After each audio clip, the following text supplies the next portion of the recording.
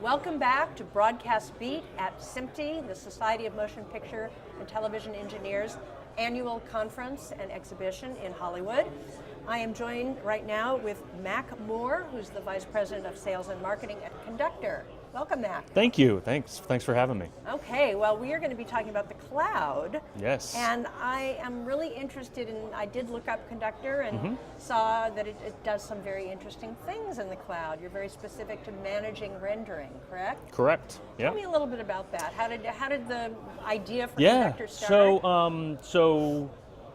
Conductor was kind of born out of production in the visual effects industry. So a company called Atomic Fiction was created a number of years ago, about 7-8 years ago now, and they saw an inequality between preconceived CapEx purchases for setting up render farms and a production budget and a production cycle. So trying to weigh the benefits and drawbacks of buying pre-purchasing hardware versus just using cloud, they really saw the benefits of cloud aligning with that production schedule. So they started using some off-the-shelf technology, trying to target some of the various public cloud scenarios like Google, Amazon, etc. They weren't terribly successful with that, so they decided to roll their own, and out came Conductor. So about 2 years ago, they decided that it was so beneficial for Atomic that maybe they should try making a commercial offering and offering it to the market, and so they spun out Conductor as a separate entity altogether. So now we exist outside of Atomic, and they are one of our key customers for sure. Excellent. Yeah. Now my understanding is that sometimes people confuse you with actually a renderer, but you're not a renderer. Yeah. Correct? So we are essentially the door to the cloud.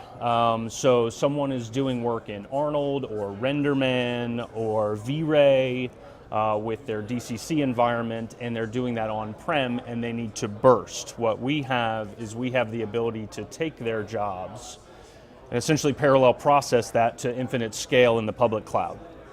So in other words, I take it you're agnostic in terms of actual rendering Yeah, software? great question. So there are EULAs associated with each software stack, and so we have to, as well as all of our competition, has to work those software arrangements and partnerships. So we have partnerships right now with the Foundry, with Autodesk, with Chaos Group, with Pixar, among others. And so part of my job is to expand that ecosystem as we see the customer demand warranting. Are you getting other demands for? Oh, absolutely. So you're getting demands for partnerships you're working on right now? Yeah, for sure. Anything you can tell us about? We're having some conversations. We're looking through some contracts as we speak. And it's a lot of things that a lot of people are asking for. Yeah, for sure. Excellent. For sure. Yep. I'm curious. I mean, we all know that there's a lot of visual effects heavy films out there. Is rendering something that's exploded, or is it just large and has been large for some time? It's been large for some time, but certainly the complexity is going up, right? The time to render, the amount of rendering that needs to be done, the number of shots per film is going up, the amount of complexity in each of those shots. When you're talking about photorealism and you're talking about immersive experiences, the complexity and the onset of the demand on that render farm is growing exponentially. Does this at all incorporate kind of real-time rendering? To some extent, when you think of real-time rendering, you think of VR, AR, right, and you talk about those real-time engines. But there are situations where we have a number of VR customers on the platform that, even though they do some real-time experiences, they need that 4K, 5K photorealism in some instances, and they need to kind of bake it through in a render.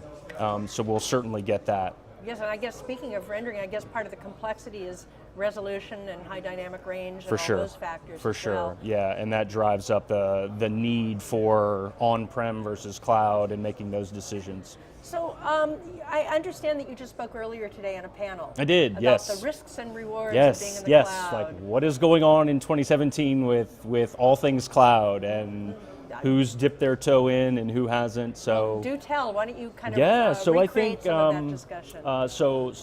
I co-presented with a couple friends of mine from Nimble Collective. Nimble Collective, they do an all-in virtualization environment. So rather than a Conductor where we sort of burst capacity on just the rendering itself and compute, they would open up and kind of give you the experience out of the box on the cloud. So we are very symbiotic in kind of what we're trying to achieve. So we're solving some different things, and we're running into very similar problems and solutions to those problems with respect to cloud. By the way, let me just interrupt Sure. you for a second. You've used a couple times the terms to burst. Yes. What does that mean? Bursting essentially means taking I would say the actual demand that someone has. They have 1,000 frames that they need to render all at once. There is this aspect of, well, do I take that 1,000 frame job onto my 1,000 core render farm on-prem, and do I somehow cram it in over time? The idea or the philosophy around bursting is running all of that in parallel, doing it all simultaneously. Okay. All right. Yeah. Well, excellent. Thank Thanks. you. All right. Yeah. Let's go back to that panel Sure. now. Risks and rewards. Yes. So we were talking all things cloud. Where are we in the innovation adoption cycle? Right? Have we crossed the chasm? Are we early majority? I feel like for rendering, I think rendering is pulling the rest of the industry along into cloud, because there is a hair on fire scenario that is, how do I get my job out by Friday? And I have so many frames to do, and I don't have the resources to do it, and where do I put the extra capacity? And so I think when rendering has made the leap, and we are squarely in that early majority phase where people are trying to optimize the experience, there's some natural pull-through of the rest. Why not do other things in the cloud? Why not do virtualization in the cloud? How do I become location independent with respect to artistic talent? You know, so that's a big element that we were talking about as well. So for my specific piece, I was talking about cost-benefit analysis of on-prem rendering versus cloud rendering, and kind of debunking the myth that cloud rendering, there's been this assumptive stigma with cloud rendering for some time that there's a massive premium that you pay for bursting into the cloud, but you can afford that premium if you're going to miss a schedule, and those are the benefits. In other But words, it's just only use it for emergency situations. Sparingly. It's the fire alarm, right? And so I was talking today a bit about the cost benefit of that, and taking a lot more of the variables into consideration when you're looking at on-prem costs. Many people just look at how much did I pay for a bunch of compute, and how much use am I getting over time, and how long am I depreciating that asset for? Is it 36 months? Is it 5 years? What's the life of that asset? And so that drives this very simple and very cheap cost estimation, but that's not the actual situation with on-prem. And so we talked at length about looking at things like powering, cooling the compute, UPS, storage, networking, support administration, right? So you have support staff managing things when they go down. And so all of that, facility cost, co-location cost, software cost, right? A lot of people worry about what the software capabilities are, what perpetual licenses do I need to buy, or what 1 month rentals do I need to buy, and how can I accurately forecast for that? So it's a lot of variables, and so we were talking a bit about what all of that holistically means as far as comparing on-prem versus cloud. And the conclusion was? The thing that I stated today was, and I even showed some statistics around it, is typically if you're utilizing your on-prem resources less than about 70%, you're probably wasting money on on-prem versus just going to the cloud. Right, interesting. Yeah. Well, what about these hybrid? It seems like that's very popular as well. It is, so I think that's where we are this year. We are squarely in a state of, we have smaller customers making a very quick decision on, I need to move and I need to move quickly, and I'm making a purchase versus cloud decision. And we're seeing a lot of migration to a cloud-only decision. You look at enterprise, and enterprise, they are more looking at depreciating assets that all of a sudden a capital request comes on into a central organization, and then they are making the decision, okay, do I repurchase? Do I update this? What's the forecast look like for the projects that are up for the next year or 2 years or 3 years? and do I want to further invest in on-prem resources versus go cloud? And in many cases, there are initiatives that we're seeing where people are saying, we're going to decline all future CapEx requests so that we can move forward in a more elastic, dynamic financial situation that better maps to the uncertainty of our project cycles.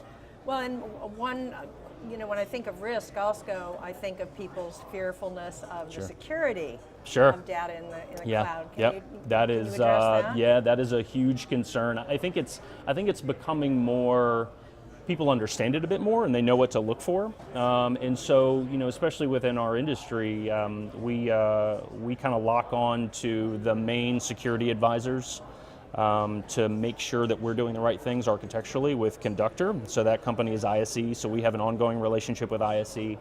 And every time we do a major scrub of our code or we do an iteration, they're there validating that we're doing things in the appropriate way such that we can get project to project MPAA approval so that our customers are okay using our technology to do their big ticket items. Well, for sure. I'm especially thinking that, for what you do specifically with these high profile visual effects, boy, that must be, it's a target-rich environment, as they say. It is, yes. And again, I think, so I worked at Autodesk before Conductor I did, yeah. I worked for their media and entertainment division in running a worldwide sales organization for about 5 years.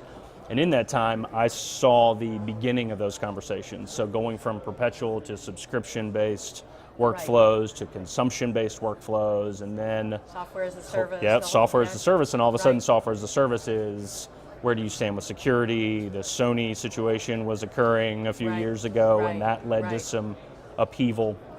So I think at least the language that we're all speaking is common now, so that we know what to ask for. It's a bit of a regular cadence now, not only with the security firms, but with our customers as well. Right. So it's a much quicker conversation, at least. Well, good. Glad to hear that.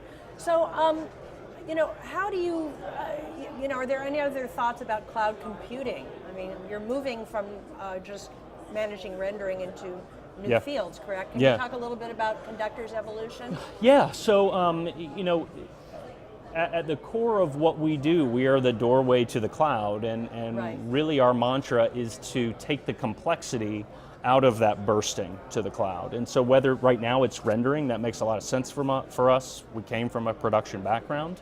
But the essence of what we do is driving parallelization of compute.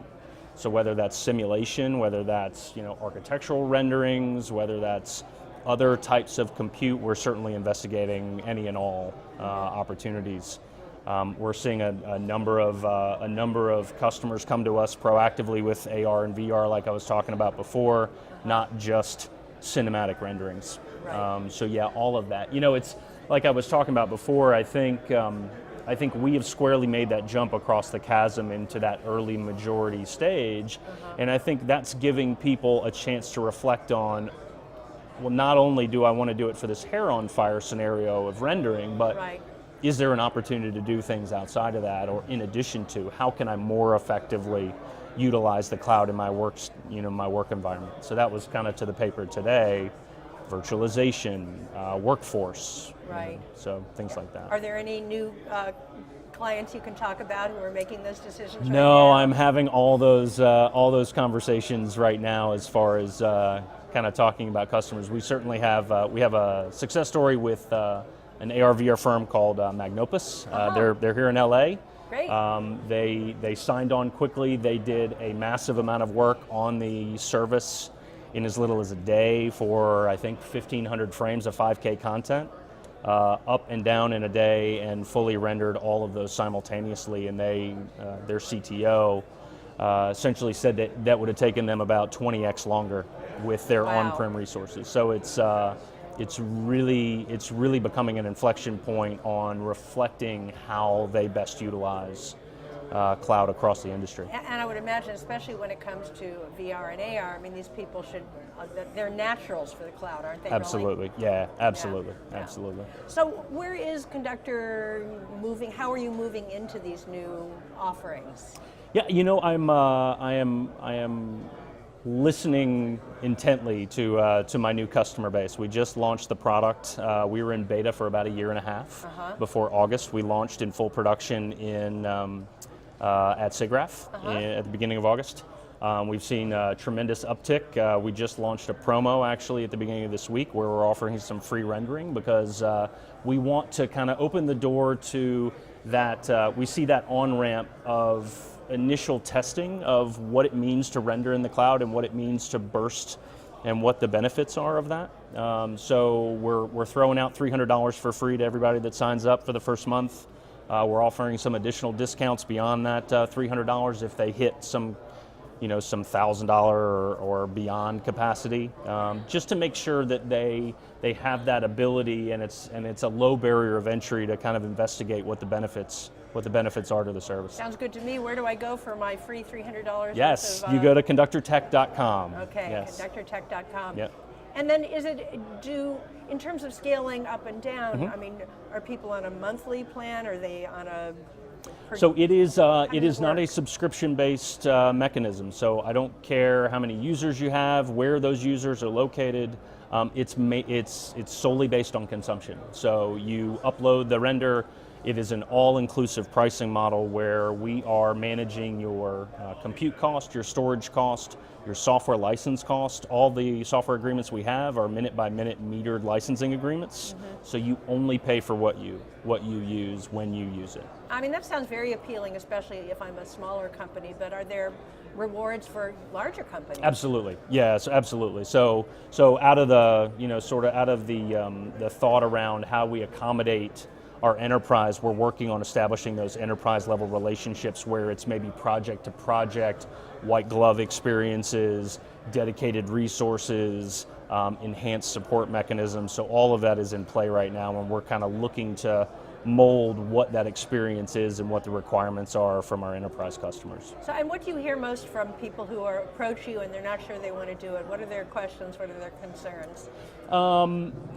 Cost mitigation, right? It's I think cloud has gotten especially cloud rendering has gotten a bad rap for this untethered cost, and you don't know about the cost until you're done with the project, and then you kind of open up the bill to see what you've done.